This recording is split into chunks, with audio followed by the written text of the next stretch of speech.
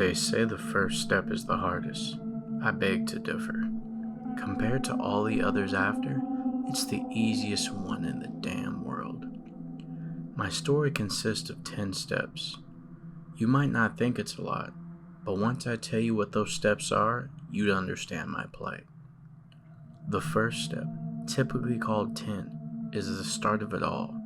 To begin, I had to find a rundown motel with a no vacancy sign.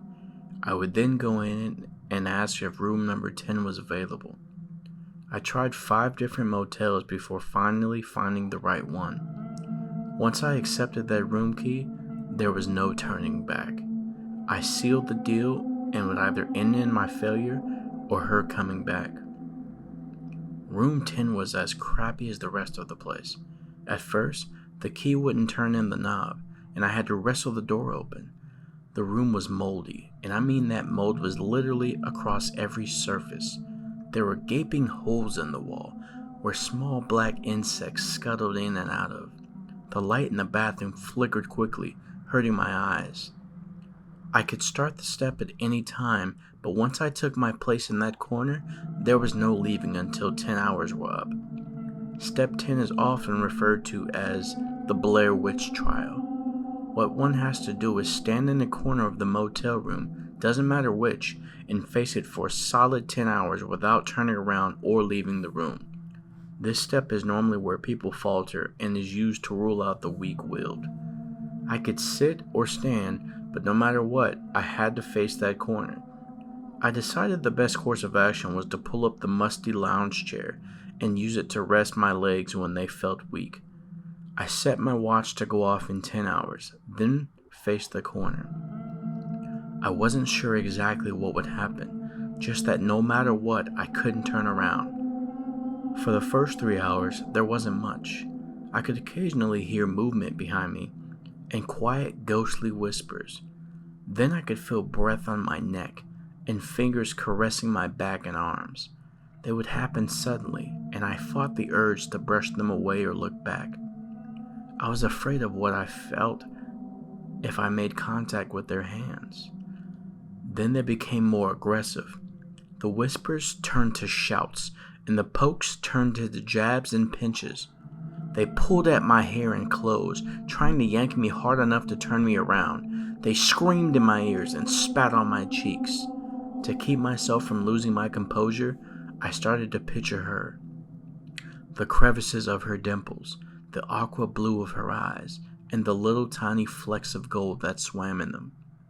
The way her nose twitched when she smelled something sweet.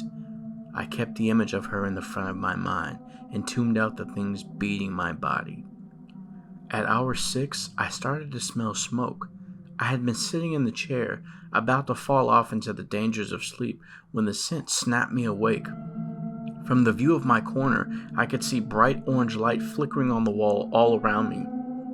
Smoke started to swirl around my head, and the heat grew.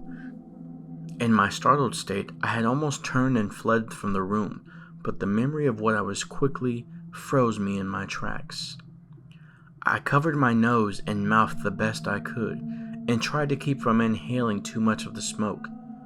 The firelight grew, and I could feel the heat sizzling on my skin. The pain was agonizing, and it took every ounce of willpower to keep me from sprinting to the door. My eyes stung from the black vapor, and my lungs felt full of ash. I pressed myself as tight into the corner as I could, and squeezed my eyes shut as the flames started to lick at my ankles. My skin was boiling, and I could hear the blisters popping along with the fire. I could barely breathe, and the lack of oxygen threatened to send me into unconsciousness. I glanced at my watch then, and saw there was an hour left. Her voice was the last thing I expected. It was sudden, and she screamed my name. The sound of it caused me to turn a bit before snapping myself back forward. She screamed again, begging me to go with her and run. She was back. She said it only took this one step. We had to run before the fire killed us.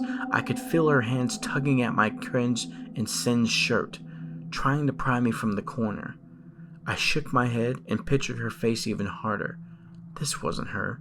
The real her was dead, buried deep beneath the earth in a rotting casket. This was a trick, the last trick to try and get me to move, to look, and I had almost done it. The sound of my alarm going off startled me, and I realized I had fallen asleep standing against the corner. My head ached, and I could feel the blisters forming on my skin from the fire. I backed away from the corner slowly and let out a long, deep sigh. They had almost gotten me. I knew that I had faltered at a few points and had almost turned to face them. If I had gazed upon their wicked faces, I would have lost my eyes. I sat on the edge of the moldy bed and inspected my bruised body. While they had scorched parts of me and left nasty bruises on others, I was in one piece.